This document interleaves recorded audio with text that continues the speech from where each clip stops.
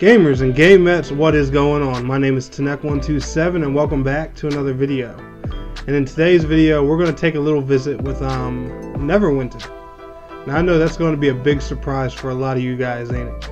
But before we get into today's video, as always, gotta do my shameless plugins. As y'all know, I'm hosting a giveaway on Mixer at 500 followers. We're on the road to 500 followers. Follow me on Mixer. Follow me on Twitter. Make sure you are smashing the like and subscribe button, and let's get into the video. By the way, that's mixer.com/Tanek127, Twitter at Tanek127. But anyway, guys, man, where my OG subscribers at? The real OG subscribers that have been here since before 1K. I want y'all to think back, man. It's 2016. Neverwinter on PS4 was just announced early summer, late spring. I'm actually in Georgia with my brother, giving y'all back-to-back episodes of Tanek's World, streaming, you know, early game Neverwinter stuff and things like that. Man, if you remember those days, if you're one of those OG subs, let me know in the comments below. I'm running a guild called the Knights of Osiris. People like the Asylum Warden, Airdo, Phoenix are all my, you know, my leads, henchmen and stuff like that in the guild. Man, those were the days. Those were some good old fun days on the channel. If you remember those days, let me know. But like I said, man, in those days, listen, it was fun times. Andy Wong was the community manager. I was getting hyped because he recognized me on a stream. I was looking up to guys like Nova DBZ, GarlaanX, Leah Knowles and her builds. They were all, you know, just getting me hype and stuff like that for the game. And now fast forward, here we are, end of 2019. How is good old Neverwinter doing? Now, for those who don't know, obviously Neverwinter was one of the first MMOs I ever covered on my channel. Originally, this channel, actually, if you guys watch Nova DBZ, if not, I'll leave a link to his channel down in the description. I'll leave a link to GarlaanX too as well. But this channel was originally made to be kind of a lot like him. There was a point in time where I wanted to be just simply a Neverwinter based content creator. But over time the game wasn't really going the direction I was hoping it would. It still hasn't really to this day. They have made some good improvements. They have screwed up in some places and things like that. There's going to be a lot of things that I do want to talk about. But the point of today's video is I want to talk about where Neverwinter should look to improve coming into 2020. Now, similar to the Skyforge video, no hate, no disrespect towards this game. It is one of the current MMOs on console that I actually really enjoy. Now, do keep in mind the footage you guys are watching here is of my Xbox One account. If you're a longtime subscriber of this channel, you know that I defaultly played Neverwinter on PlayStation 4. It's just Neverwinter hasn't really changed or done anything to incline me to want to, you know, play it more. So therefore I haven't really worked on my Xbox account too much, hence why, you know, you see the current footage that you guys are seeing. But eventually, you know, I will try and get, you know, caught back up on Neverwinter on Xbox and stuff like that. But I really haven't had much drive to play it, and in this video I'm going to be talking about why. But Neverwinter is probably one of the most solid MMOs on console right now. It's definitely one of the most grounded ones. I'm positive that it probably has a higher player base than probably Terra and Skyforge, and that's because Neverwinter is the veteran. It's the one that's been here the longest. It's the one that's had, you know, the time to establish itself. It's had many modules.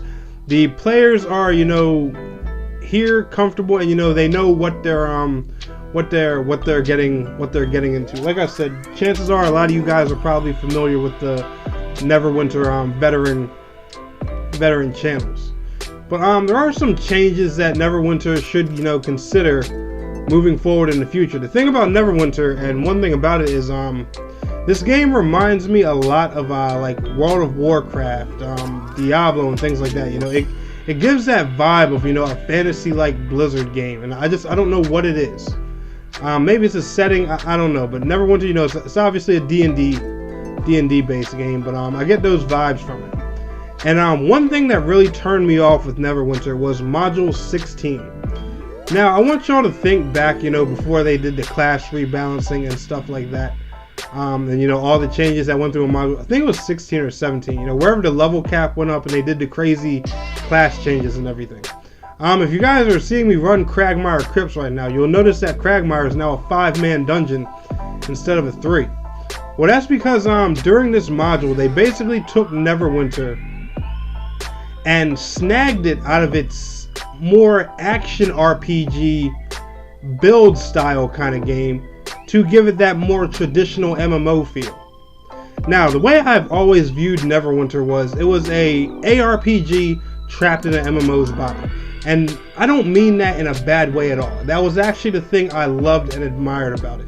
That was one reason I got to learn about wonderful people like Nova DBZ, Leah Knowles, and GarlaanX, because I used to watch their build videos all the time. Like similar to what you would do in like a Diablo game or Path of Exile or some type of action RPG. That was what I used to do with Neverwinter. That's kind of how I met a lot of people in the community that I have today. And when they removed that style from this game, I was already, getting turned off from the way the content was being delivered as it was. But when they removed that style and tried to go more towards this traditional MMO route, Neverwinter, there's tanks, there's healing, there's DPS, you have your positionals in here.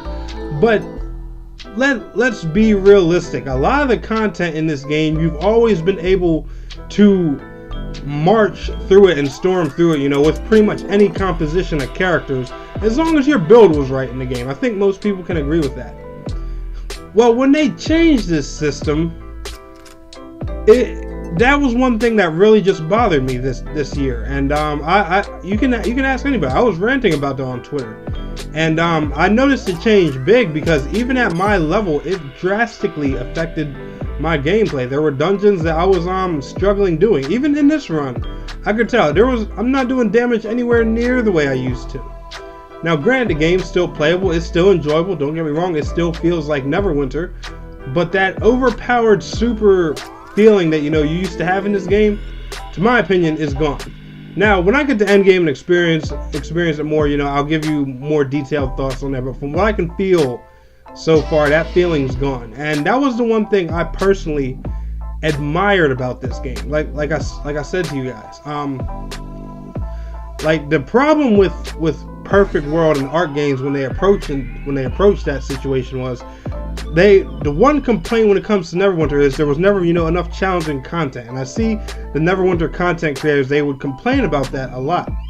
See, and I think the approach that they took was, instead of trying to buff their content, they nerfed the player base, which was silly. So for example, let's say GarlaanX comes out with an amazing warlock building. It becomes like the new meta of the game. They see on Reddit that a lot of players are using it and stuff like that. Well, as a developer, instead of trying to to nerf that build, make his thing obsolete, why not build content that's going to challenge that level of player? Or same thing with Nova DBZ. Let's say he made an amazing wizard or something like that. Why not build content that's going to challenge that meta? Why bring the meta down? Why not bring the content up? And that's one thing that I don't understand with why they did that with Module 16, and that's just going to bug me. Like I said, I'm pretty sure it was Module 16, 16 or 17, one or the other. Another thing that Neverwinter is missing, it's like they don't really want to move too much out of the game's current shell. It's been years since we've seen an added class to this game. The dungeons in here are added so slow, and every new module is like a repeat of the same thing, just not on like a Skyforge level. It's literally the same kind of content. It's either one new dungeon or one new trial and some 30-day long campaign, aka a daily quest line. Why, with a game like this where you have such a high gear score, so much potential with character builds, stats, and everything like that, why aren't you making more PvE based content to challenge the players? Make some more dungeons that are based around these quest lines. Make some more raids. You know, Tiamat was an amazing fun raid. That thing was cool, man. I've seen so many cool videos done with that. If you look on YouTube, there's actually one where they run it with 25 clerics, and that's the kind of stuff I'm talking about, man. You used to be able to do anything with your builds in Neverwinter, and now they just took it to that traditional RPG MMO form. It's just, I don't know. But Tiamat was a really cool raid. Why haven't they done something else like that? Now, I'm not talking about 10-man trials. I'm talking about a big 20+ man dungeon. This game's more than capable of running that. There's fun world bosses. There's fun open world activities. Neverwinter is actually one of the few MMOs on console that are actually on the right track. That with, you know, just a few minor adjustments and changes with their content route, Neverwinter could really be something great. And honestly, I can't wait to see the game evolve to that form, and I really hope it does in the year 2020. They need to consider, you know, adding new classes to this game. The community's been begging for classes for a long time. I think a bard is the most requested one. I'm pretty sure there's bards in D&D lore. There's so much different things they can use, especially since they're using the world of Dungeons and Dragons. It's unreal, and so many different games based on D&D that they can take inspiration from. But it's just like, it's the same thing over and over. A couple months go by, new module, bump the gear score up a little bit, a new dungeon or trial, 30-day quest line, sit around, wait till the next one comes out.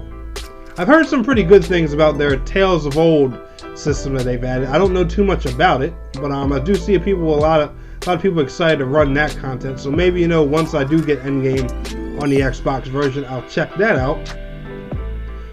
But honestly, Neverwinter, especially out of all the MMOs on console, has a lot of potential. I don't want to see that wasted. You know, these are just some of the changes, you know, I would like to see in the game personally in 2020. Let me know what you guys think down in the comments below. But anyway, if y'all enjoyed this video, smash that thumbs up button for me. And I want to thank you all so much for watching. It's your boy Snack127, and please don't forget to like, share, subscribe, and I will see you in the next video. Till next time, peace out. Take care.